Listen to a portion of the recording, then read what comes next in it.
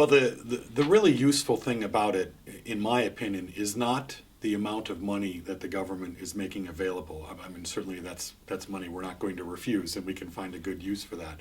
But for me, it's the endorsement of the government. I mean, the statement that's being made that we consider this so vital as a national priority that we're willing to invest these resources in it. You know, as an American who's visited here a number of times over the years and has historically heard versions on the theme that that's all very good for America to presume that graduates will support our institution, but I'm not sure, you know, how receptive the audience is going to be here.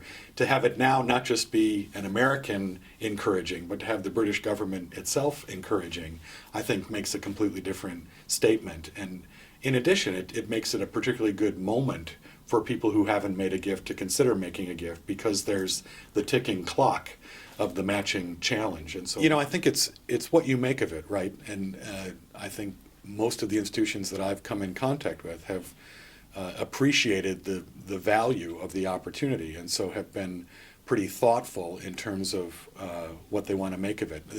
I applaud the people who structured the match in the first place, because they allowed for a certain amount of autonomy in how you improve your program given the funds that are now available. And so whether you're Oxford or a school that's just starting a program, I think there's a space for you to figure out how to take your program forward by a couple of steps, regardless of whatever history you had or didn't have. So an established program that has some sophistication, I'm sure, could come up with some very advanced uses for an additional funding stream, but that doesn't exclude somebody who's just beginning from having some equally good ideas about adding a staff person or adding a fundraising appeal, or otherwise taking themselves a few paces down the road also. So I think there's opportunity for everybody there, and again, I think it was a wise sort of creation of the whole thing, that it doesn't just favor